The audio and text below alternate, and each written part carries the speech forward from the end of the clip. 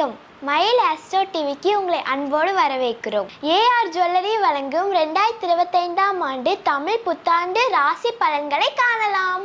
ஓம் கணபதியே நமக்கு. 2025 தமிழ் புத்தாண்டு பலன்களில் அடுத்து நம்ம பார்க்கக்கூடிய ராசி வந்து பார்த்திங்கன்னா கும்பராசி. கும்பராசி இது வந்து சனி பகவானின் மூலத்திரிகோண ஆட்சி வீடு. இது வந்து பார்த்திங்கன்னா ஒரு காற்று ராசி அப்படின்னு சொல்லுவாங்க. ஸோ மனம் வந்துட்டு பார்த்திங்கன்னா மிக வேகமாக ஒரு பயங்கரமான ஒரு சாயலில் வந்து ஓடிப்போகும். மிதுனம் வந்து தென்றல் காற்றுனா இது வந்து கும்பங்கிறது புயல் காற்று அப்படின்னு நம்ம எடுத்துக்கலாம். ஸோ இந்த ஜாதகத்தில் பிறந்தவங்க வந்து பார்த்திங்கன்னா மெயினாக வந்துட்டு ஒரு நடவடிக்கைகளும் சரி வேலையும் சரி ஒரு தனித்து இயங்கக்கூடிய ஒரு தன்மை. பொதுவாகவே கொஞ்சம் தாழ்வு மனப்பான்மை இருப்பாங்க. எதாக இருந்தாலும் தனியாகவே பார்த்துக்கலாம், தனியாகவே செஞ்சுக்கலாம் அப்படிங்கிற மென்டாலிட்டியில் இருக்கவங்க. ஸோ கொஞ்சம் நிதானமாக தான் எந்த இதுன்னு செய்வாங்க. பட் பொறுமையும் நிதானம் தான் இவங்களுடைய மிகப்பெரிய ப்ளஸ். இதில் ப்ளஸ்ஸு மைனஸ் ரெண்டுமே கலந்து தான் இருக்கும் அவங்களுடைய சுயஜாதத்தில் நடக்கிற தசாபத்தி அமைப்புகளை பொறுத்து. சரிங்களா? ஸோ இப்போதைக்கு நம்ம வந்துட்டு இந்த 2025 ரெண்டு பேருக்கும் எப்படி இருக்கும், ஆண் பெண் இருப்பாளருக்கும் எப்படி இருக்குன்னு பார்த்தீங்கன்னா, ஜென்மத்தில் ராகு வரார், 2ல் சனி பகவான் வரார். ஸோ அப்போ என்ன ஆகுன்னா உங்கள் மனதில் வந்துட்டு தேவையில்லாத பல சிந்தனைகள் அப்படிங்கிறது நெகட்டிவிட்டி தாட்ஸ் வந்து நிறையா வந்து போகும், பயம் வரும். நிறைய பேர் வந்து பார்த்திங்கன்னா வேலையில் வந்துட்டு சில இடமாற்றங்களை சந்திச்சிருப்பீங்க. நிறைய பேருக்கு வந்துட்டு இப்போதைக்கு ஜென்மசனி விலகினது ஒரு பக்கம் ஆறுதலாக இருந்தாலும் ராகு உள்ளுக்குள்ளே வரும்போது ராசி வந்து இருள் தன்மை அடைகிறது அப்படிங்கிறது கொஞ்சம் அபரிமிதமாக இருக்கும். அதனால் வந்துட்டு நிறைய பேர் கடன் பிரச்சனை சிக்கியிருக்கவங்களும் சரி, வேலை இல்லாமல் கொஞ்சம் ஒரு மாதிரி டிஸ்டர்ப்டாக இருக்கவங்களும் சரி, கொஞ்சம் ஒரு மாதிரி ரெஸ்ட்லெஸ்ஸாக இருப்பாங்க. ஸோ அவங்களாம் முடிஞ்ச அளவுக்கு வந்துட்டு தியானம், குருமார்களுடைய வழிபாடு இந்த மாதிரிலாம் செஞ்சுட்டே வரும்போது இதெல்லாம் கொஞ்சம் கரெக்டாகும். பட் எல்லாமே ஒரு சர்டன் பீரியட் தான். ஏன்னா குரு பயிற்சி வந்து நடந்ததுக்கப்புறம் ஓரளவுக்கு சமாளிக்கக்கூடிய விதத்தில் ஆன்மீகத்திலையும் சரி, தியானத்துலேயும் சரி, மற்ற விஷயத்துலேயும் சரி நீங்கள் நல்ல ஒரு டெவலப்மெண்ட்டுங்கிறது இந்த காலகட்டத்தில் நடக்க ஆரம்பிக்கும். அதனால் அது நல்லது ஒரு முன்னேற்றமுங்கிறது கொஞ்சம் கொஞ்சமாக படிப்படியாக நடக்க ஆரம்பிக்கும். ஏன்னா எடுத்துகிட்டு போய் வேகமாலாம் எல்லாமே நடந்துடாது. பட் கஷ்டங்கள்ங்கிறது மட்டும் சரி, சில சோகங்களும் சரி அப்பப்போ வந்து உங்கள் கூடவே ட்ராவல் ஆகிற மாதிரியே இருக்கும். அதனால் நீங்கள் மனசு எதுவும் விட்டுற வேணாம். கண்டிப்பாக டெவலப்மெண்ட்டுங்கிறது உண்டு. உங்களுடைய உழைப்புக்கும் உங்களுடைய திறமைக்கும் ஒரு உரிய அங்கீகாரம், ஒரு முன்னேற்றம் கண்டிப்பாக உண்டு. நீங்கள் மேற்கொண்டு ஏதாவது டெவலப்மெண்ட் பண்ணணும் அப்படின்னா தயவுசெய்து படிக்க ஆரம்பிங்க. ஏன்னா குரு வந்து 5ஆம் இடத்துல வராரு. ஸோ உங்கள் தொழில் சார்ந்தோ இல்லாட்டி உங்கள் படிப்பு சார்ந்தோ டெவலப்மெண்ட் பண்ணணும்னா கண்டிப்பாக அது சார்ந்த துறையில் அனுபவம் வர்றதுக்கும் பல பெரிய அதிகாரிகளுடைய நட்பு வச்சுக்கிட்டு அது மூலிமா டெவலப்மெண்ட் ஆகிறது இந்த காலகட்டத்தில் நடக்க ஆரம்பிக்கும்.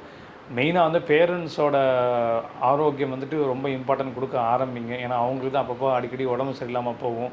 ஏன்னா ராகு வந்து பார்த்திங்கன்னா தான் இருக்கும் வீட்டிலேருந்து முன்ன பின்ன 3ஆம் வீட்டை கண்ட்ரோல் செய்வார். அப்படிங்கிற பிரகாரம் வந்து பார்த்திங்கன்னா 3ஆம் வீட்டையும் வந்து 11ஆம் வீட்டையும் செய்வாங்க. ஸோ அதனால் வந்து உங்கள் சொந்தக்காரங்க, உங்கள் பேரண்ட்ஸு இவங்களுக்கெல்லாம் அடிக்கடி உடம்பு சரியில்லாமல் போகிறது, ஹாஸ்பிட்டல் விசிட் அடிக்கிறது, இந்த மாதிரி நிறைய விஷயங்கள் நடக்க ஆரம்பிக்கும்.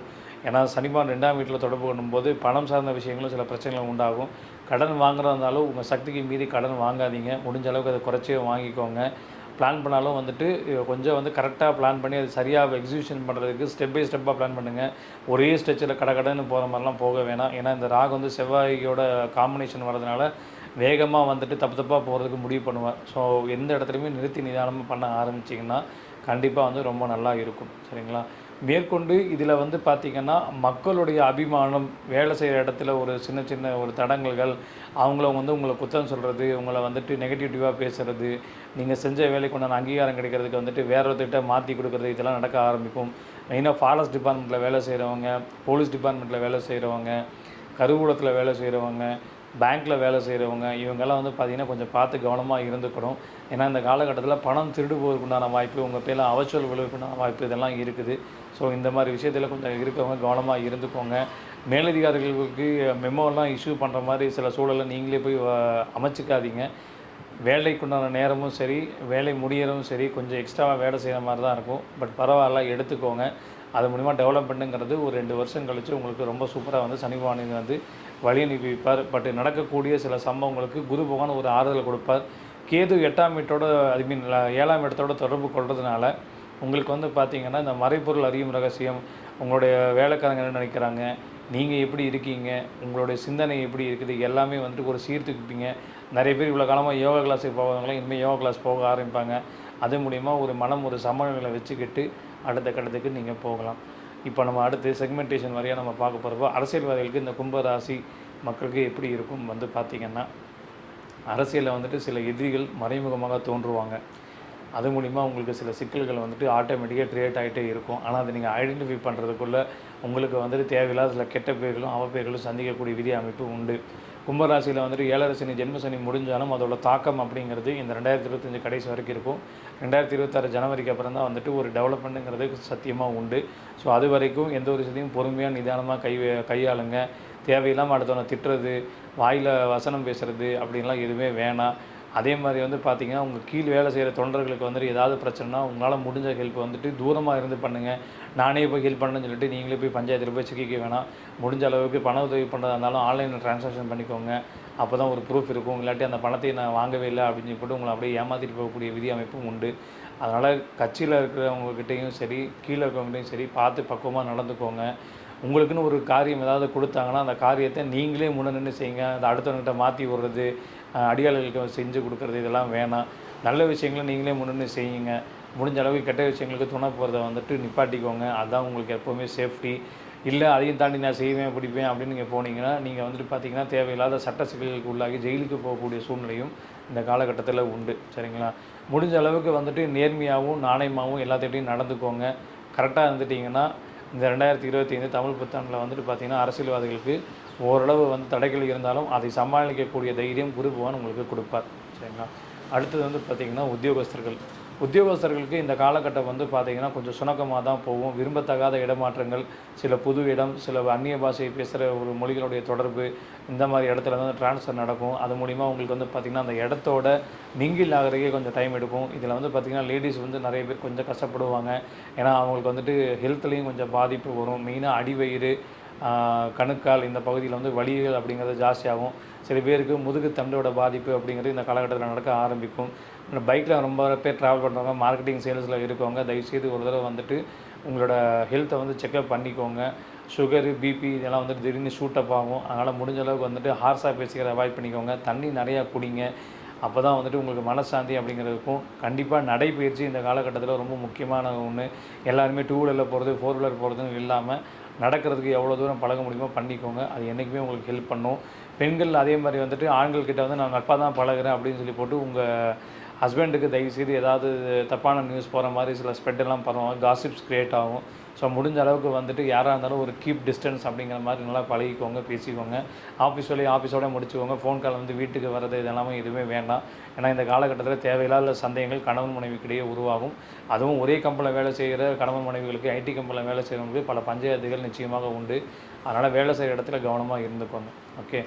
அடுத்து வந்து பார்த்திங்கன்னா தொழிலதிபருக்கு இந்த காலகட்டத்தில் அதுவும் மெயினாக ஜுவல்லரி வச்சுருக்கவங்க, அதுலேயே சேல்ஸ் அண்ட் மார்க்கெட்டிங் இருக்கவங்க, டைமண்ட் ஷோரூம் வச்சுருக்கவங்க, க்ரஷர் இண்டஸ்ட்ரி வச்சுருக்கவங்க, ஆயில் கேஸ் கம்பெனி இந்த மாதிரி இதில் இருக்கவங்க, குப்பையில் இருந்து இது பண்ணுறவங்க, பாட்டில் பொறுக்கி ஒரு பெரிய லெவல் டெவலப் பண்ணுறவங்க, சின்ன லெவலில் இருந்து ஒரு மெஸ்ஸு நடத்திட்டு அடுத்து பெரிய லெவலில் ஹோட்டல் நடத்துகிறவங்க, இந்த மாதிரி இண்டஸ்ட்ரீஸில் வேலை செய்கிறவங்கலாம் வந்து பார்த்திங்கன்னா பிஸ்னஸ் பண்ணுறவங்க வந்துட்டு உங்கள் முதலீடுகளை தயவுசெய்து பாதுகாத்துக்கோங்க. அனாவசிய செலவுகளை வந்துட்டு முடிஞ்ச அளவுக்கு டெய்லி கணக்கு பார்க்க ஆரம்பிங்க. அந்த கணக்கில் எங்கே தப்பாகுது, எங்கே சரியாக போயிருக்குங்கிறத கவனிக்க ஆரம்பித்தா தான் உங்களால் பணத்தை வந்துட்டு சரியாக நிர்வாகம் பண்ண முடியும். ஏன்னா ஜென்மத்தில் ராகு 2ல் சனிபான் இருக்கிறப்போ வந்து பார்த்திங்கன்னா எல்லாத்தையும் தாமதப்படுத்துவார். தாமதப்படுத்திங்கன்னா தயவுசெய்து உங்கள் கணக்கு வழக்கில் நீங்கள் தாமதப்படுத்திங்கன்னா நீங்கள் நிறைய பணம் வந்துட்டு பெனால்ட்டியாகவே கட்டுற மாதிரி இருக்கும். சில பணங்கள் அனாவசியமாகவே விரயமாக போகும். ஏன்னா சில காய்கறிகளும் சரி, மளிகை சாமான்களும் சரி, அந்த எக்ஸ்பைரி டேட்டெல்லாம் கரெக்டாக பார்க்காம டப்புன்னு வாங்கி கொடுக்குறது, அவசரமாக செய்யறதுலாம் போய் செய்யப்படுங்க. நிறைய பேர் கேட்ரிங் ஆர்டர்லாம் வந்து கல்யாணத்துக்கு எடுத்து பண்ணுற கும்பராசி இந்த கேட்ரிங் கம்பெனி வச்சு நடத்துகிறவங்களாம் வந்து பார்த்திங்கன்னா முதலே முன்கூட்டியே ஒரு எஸ்டிமேஷன் கொடுத்தீங்கன்னா அதுலேருந்து ஒரு 20% எக்ஸ்ட்ராவே நீங்கள் வச்சு கொடுங்க. அவங்கக்கிட்ட எக்ஸ்ப்ளனேஷன் கொடுக்கும்போது கரெக்டாக சொல்லி கொடுத்துட்டிங்கன்னா ரொம்ப நல்லாயிருக்கும். இதிலே வந்து பெரிய எம்என்சி கம்பெனி, கார்ப்பரேட் கம்பெனியில் வந்துட்டு இன்ஜினியரிங் இண்டஸ்ட்ரி வச்சு ரன் பண்ணுறவங்க வந்து பார்த்திங்கன்னா உங்களுடைய வேலையாட்களுக்கு நீங்கள் என்னென்ன கொடுக்கணும்னு இருக்கோ அதெல்லாமே கரெக்டாக ப்ராம்ப்டாக கொடுத்துட்டே வந்துடுங்க.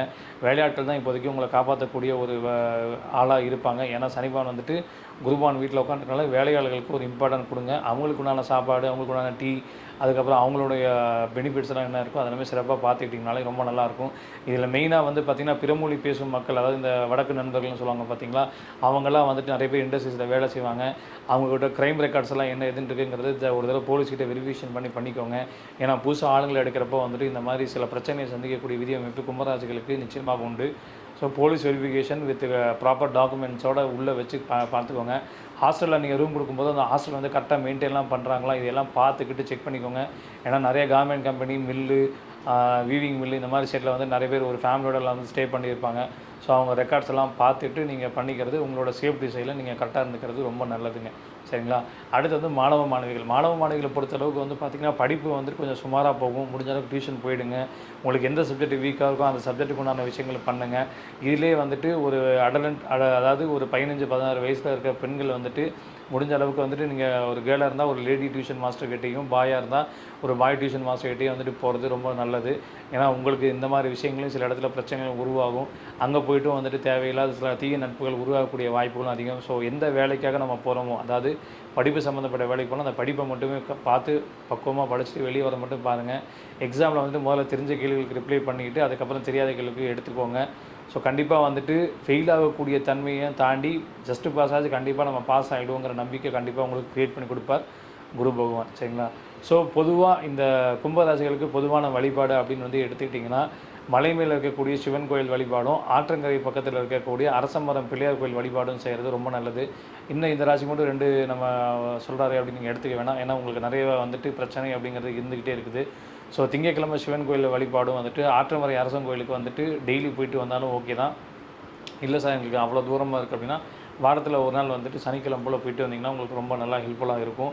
நீங்கள் செய்யக்கூடிய உதவி பரிகாரம் வந்து பார்த்திங்கன்னா வந்துட்டு ஜிஹெச்சில் வேலை செய்கிற அந்த அட்டெண்டெல்லாம் இருப்பாங்க பார்த்திங்கன்னா, க்ளீன் பண்ணுறவங்களுக்கு அவங்களுக்கு தேவையான ஏதோ ஒரு சாப்பாடு செலவோ இல்லாட்டி அவங்களுக்கு ஏதாவது சாப்பாடு இல்லை அவங்களுக்குண்டான விஷயங்கள் ஏதாவது பண்ணி கொடுத்திங்கன்னா உங்களுக்கு ரொம்ப சிறப்பாக இருக்கும்.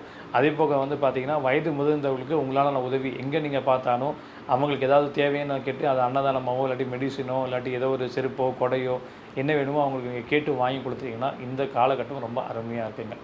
நன்றி. Co-sponsor AI Tech Photography, Coimbatore, Chennai, Bangalore.